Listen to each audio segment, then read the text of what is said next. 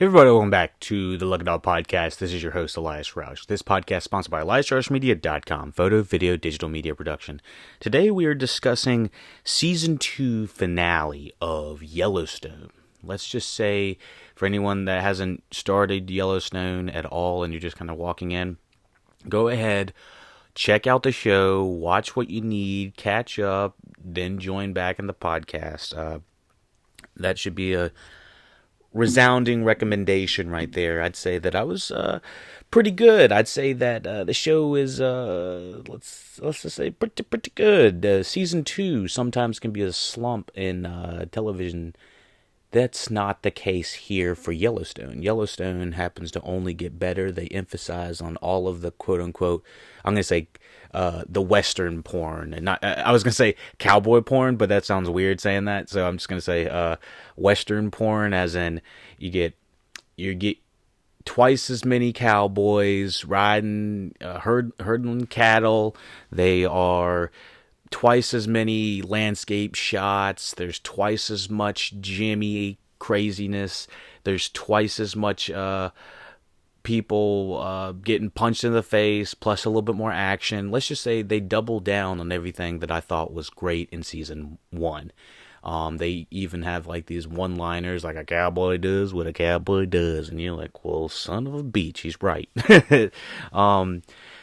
Taylor Sheridan has very interesting, I'm going to say, hand at writing, because I definitely feel that there is a single mind that is really pushing and propelling the story forward, which I'm enjoying the hell out of.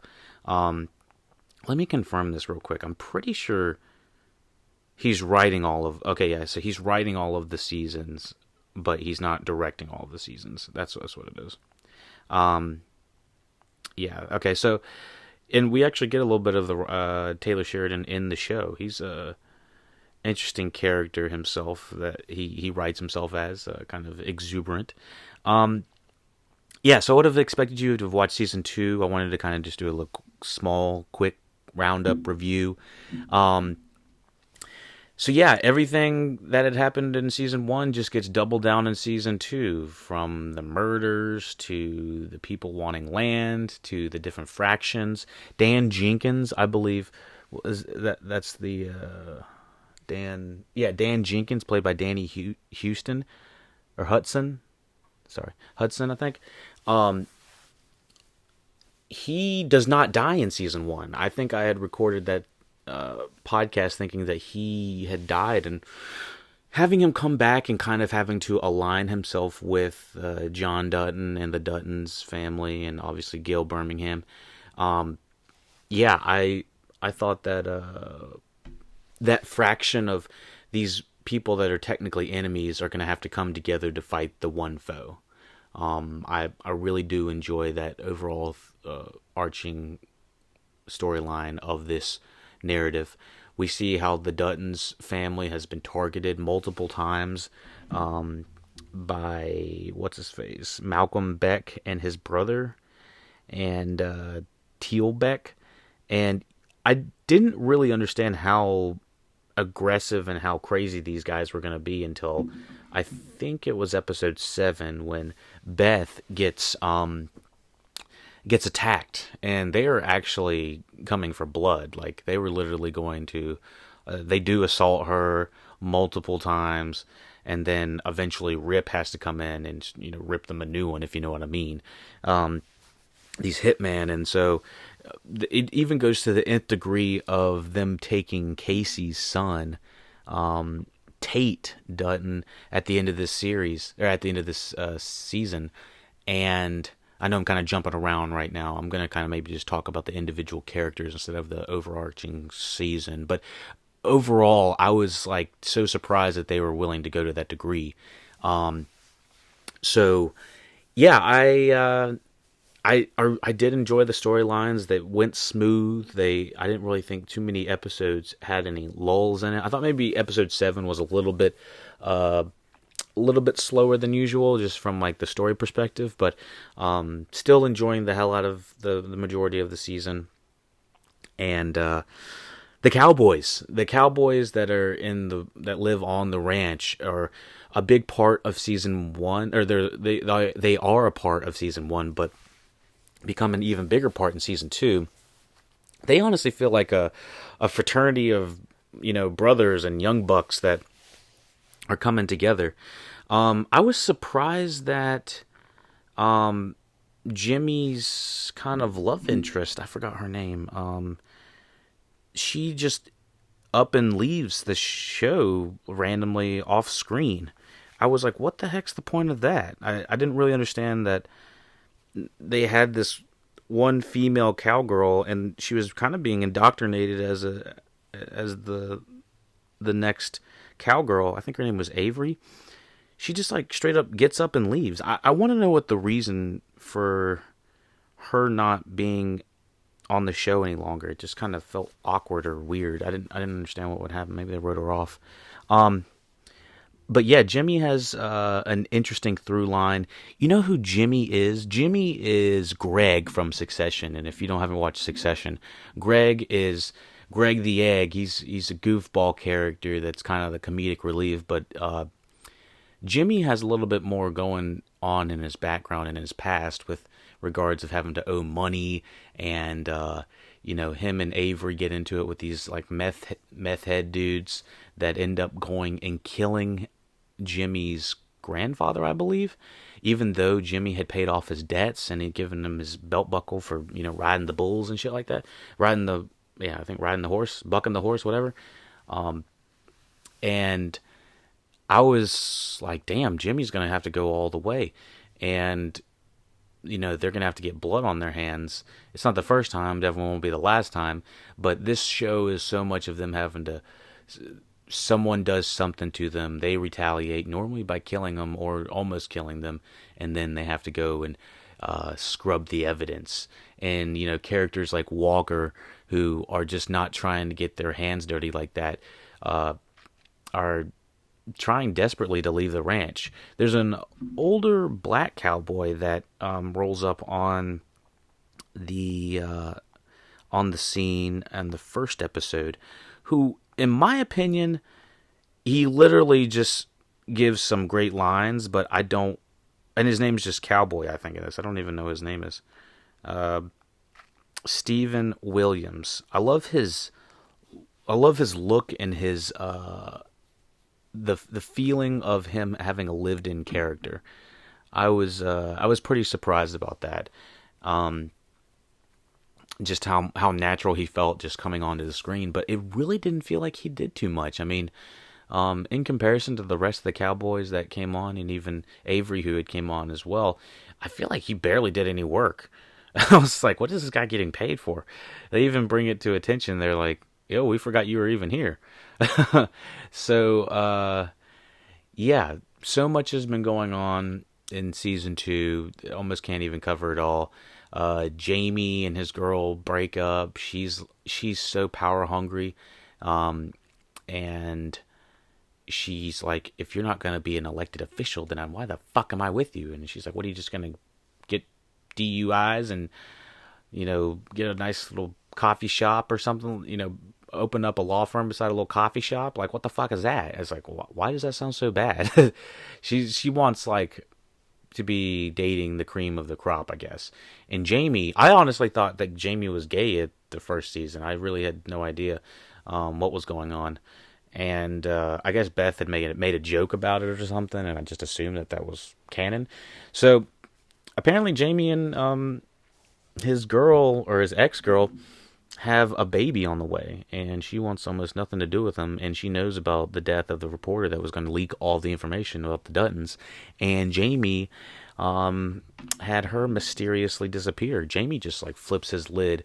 The entire season, Beth is absolutely disgusting to him. She's like, kill yourself, leave, no one likes you, blah, blah, blah.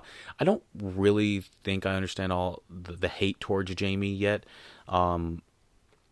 Like, I don't understand where this anger comes from, but it feels like Beth is slowly infiltrating the Dutton family and just telling everybody to fucking leave. And, this is, her motivations are weird, but I definitely feel like they're self-serving. The only person I truly feel like she cares about is obviously herself and maybe Rip, just because they kind of connect on that kind of messed up child level a little bit. Had some traumatizing experiences as a young buck, but yeah, Beth gets she gets her head bashed in, which was kind of hard to watch at first. It was actually kind of a mixed opinion because I was like, she just told somebody to go kill themselves, and now she's getting her ass kicked. It's like, I don't know if we would have done that in that succession.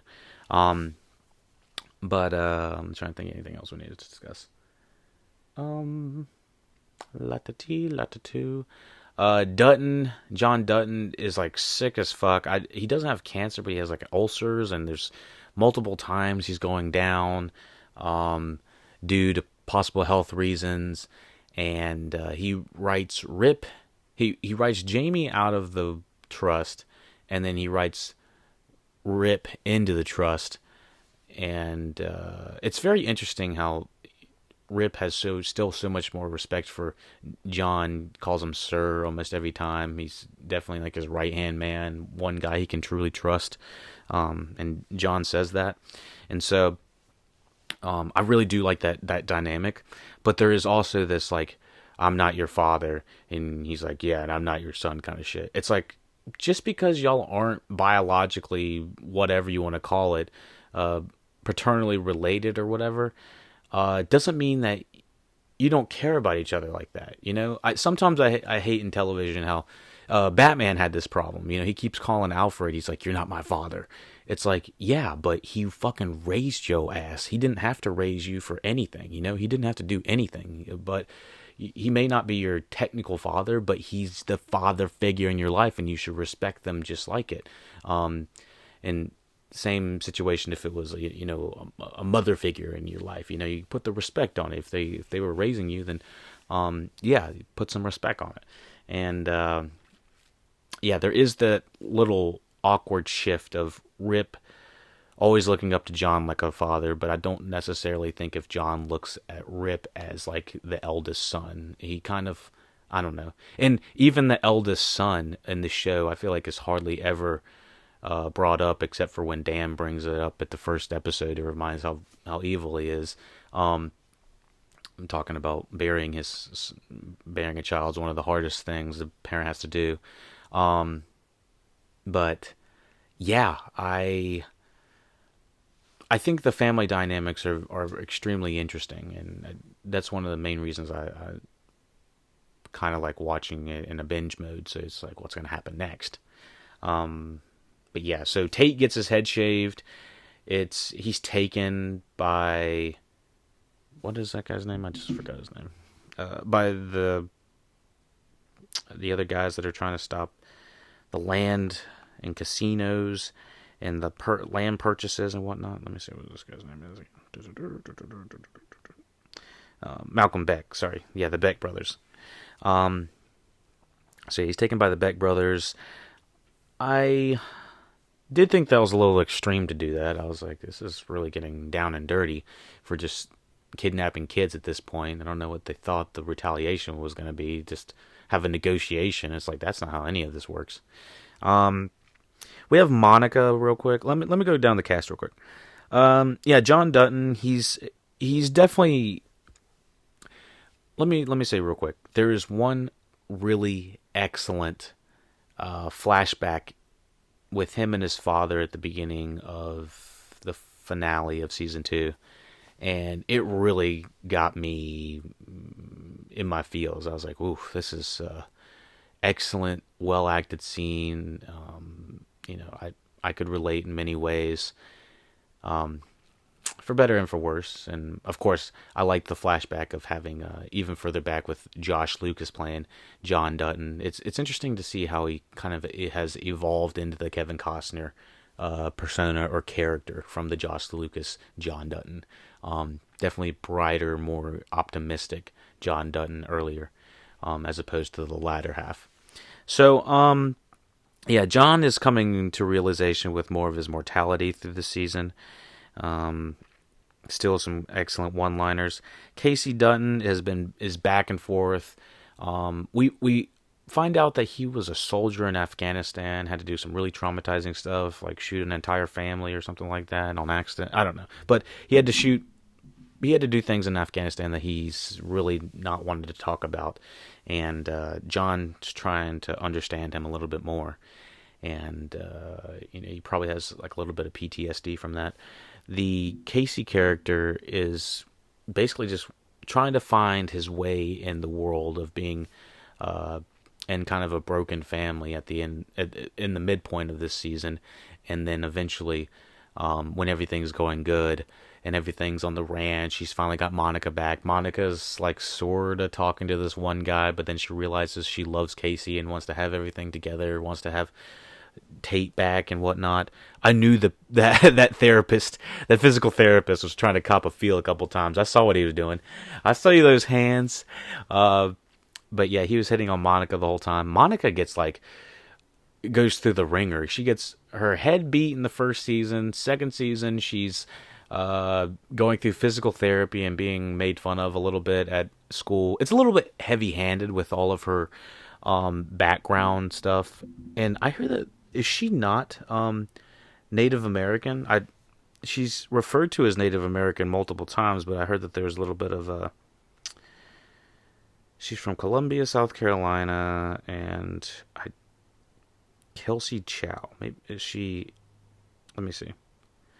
The New York Times 2017 reported that Kelsey Chow had identified herself as a member of the Eastern Band of Cherokee Indians. However, a letter from the tribe in September 6, 2017 stated that she's not now, nor has she ever been enrolled in the member of the Eastern Band of Cherokee Indians. Whoa. So, I guess there is a little bit of controversy about her being identified as Native American, but she definitely tries to play up the part as if she is. I didn't realize she was in Wind River. Was she the lady at the beginning of Wind River? If that was her, poor her. No, there was a lot of traumatizing stuff in that movie. But yeah, so Monica goes through the fucking ringer, and she's playing 26. I think that she's probably a little older than that. I'm just gonna say that she's 91, so she's probably in mid-30s. Yeah. So, but at the time of filming this, she probably was just edging around 30. So, let me think what else. Yeah, Monica goes to the ringer, gets punched in the first season, comes back for physical therapy, up and down with marriage with Casey and having to deal with the Duttons.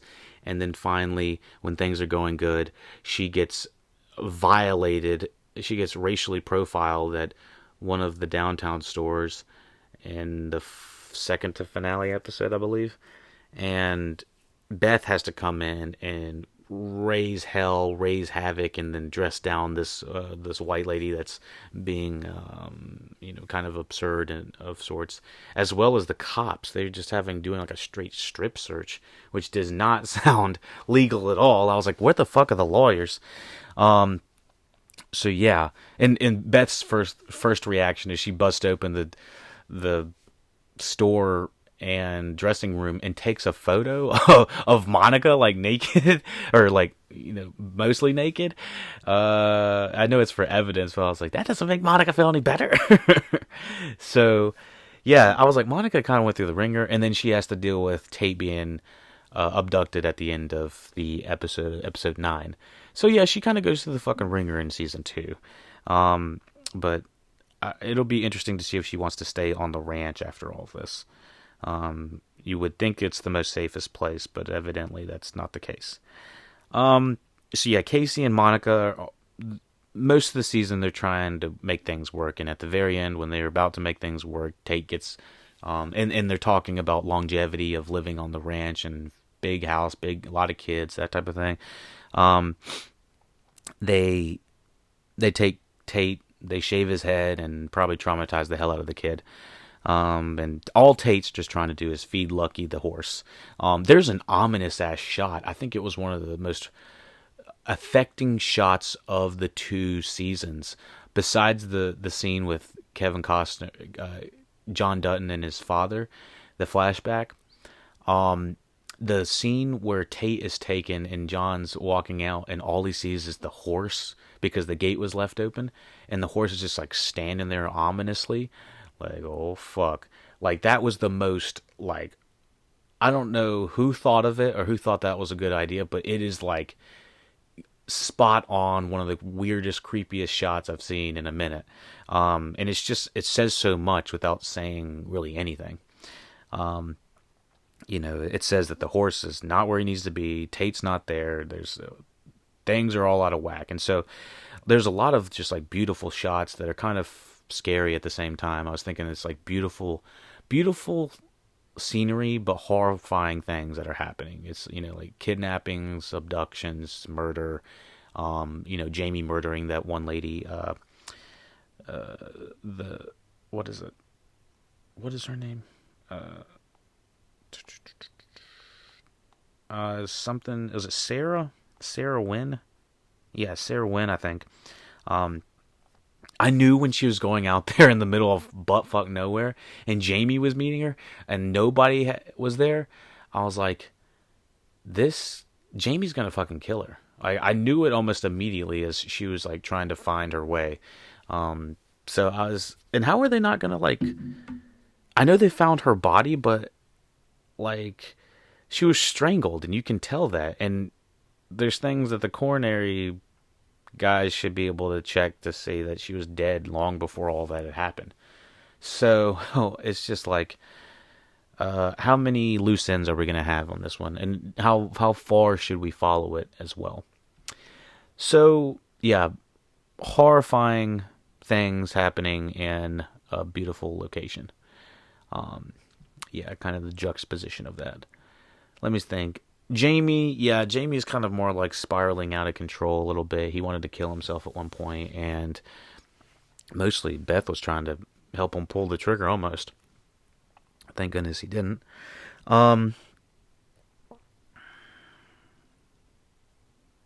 Rip Wheeler, we find out a little bit more about him. Like, I think it was the first season we find out that he's orphaned by his parents because his dad was an abusive ass.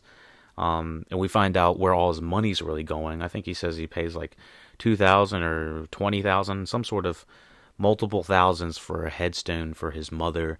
And I think he said that he paid like $5,000 to have his father's bones dug up so he could throw them out himself or something like that. I know that's kind of like a brief version, but yeah, I was like, oh shit.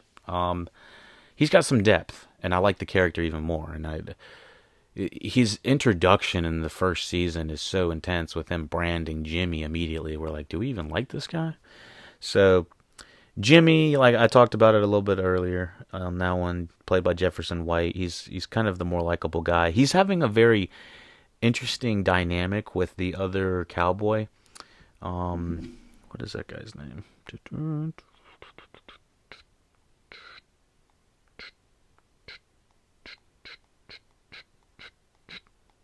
Lloyd, played by Forey J. Smith, who looks like Sam Elliott, sort of.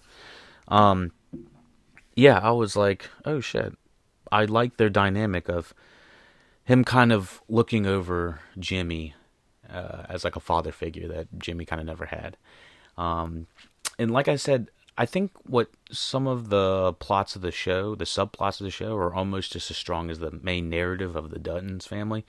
That's what really is driving this thing forward, and I think that's what's going to keep me in the game, as long as it's entertaining, it's well-paced.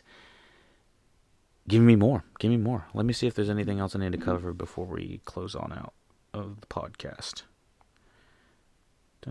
Again, you can check LuckyDogPodcast.com for all podcast updates, social medias, all that good stuff. LuckyDogPodcast.com. Let me see if there's anything else. Yeah, we discussed Jamie, Rip, Monica, Tate, Dan. Oh, Dan dies at the end of this. I was sad that weekend. He was like, "This is America. I deserve to be here." And I was like, damn. And after all the shit he had gone through with hiring security, getting his family out of there, and then going on record with Thomas Rainwater and John Dutton saying that we're in on the murder and we're willing to do what it takes. But he's already out of the picture now officially because he was shot a few times. Let me see what else we got. Thomas Rainwater. I will say the Gil Birmingham story with the Native Americans and the casino and them trying to obtain more land is kind of spinning its wheels a little bit. Like, I feel like we're having the same conversation every time he shows up. It's not like progressing the story. It's more like, can you believe the white man took our lands? And it's like, yeah, we know this because, well, history and you've told us about 6 different times. It's kind of a repetitive storyline, and I'm kind of ready for them to edge out of it a little bit. Just because of the repetitiveness, it's not etching the story forward. Talked about Stephen Williams, the cowboy that rolls up. Catherine Cunningham is Christina. She's pregnant now and, doesn't want to be killed by Jamie. Doesn't trust him at all. Anything else? Ian Bowen as Ryan, one of the other cowboys, and Colby, another cowboy played by Denham Richards. That's a cool name. Yeah, Colby and Ryan, they're almost like bickering brothers that you just enjoy seeing them hang out. Anything else? Oh yeah, R.I.P. to Jason, Beth's right-hand man, who we see in like 2 scenes and then gets instantly. Anything else? I think that's about it. So yeah, and the bald police officer who's in apparently like everybody's pocket. I feel like he just doesn't do his job. Just because he was like, yeah, they got me early. I was spending too much at the casino, and now I'm just fucking up my job and having to bend the law to wherever everybody needs. The local PD. So yeah, we'll see how long they'll be able to keep this up with these random murders. Jimmy killing those meth heads with kind of an extreme method, but got the job done. Anything else? I think that's about all I've got to say about this second season. Second seasons are hard to do because the first season is normally like a first taste of what's going on, but second seasons, I can think off the top of my head maybe a couple ones that have done really exceptional second seasons. This is probably one of them. Yellowstone season 2, Succession season 2, The Leftovers season 2. Like I said, all these season 2s are great. There's probably some Netflix shows I'm missing off the top of my head, but like big Netflix shows like Stranger Things season 2, I don't think was more superior than the first one. One of my favorite shows, Mr. Robot, I don't think season 2 surpassed season 1, and that was strictly because of pacing. Not to say it didn't get better after that, but like I said, the pacing is so important in some of these scenarios that you got to really, really utilize your scenes. So, let me know what you thought about Yellowstone season 2. No spoilers for anyone that has watched, further than that. Please keep it spoiler free in the comments section. Want to keep it clean and classy for everybody so that they can enjoy themselves. Let me know what you thought about the review. Like I said, cinematography, the music, dun dun dun dun. The intro main title, still banging. It looks like they have some slightly different images and imagery on there with the cows, cattle, horses, etc. A little bit of oil lands, that type of thing.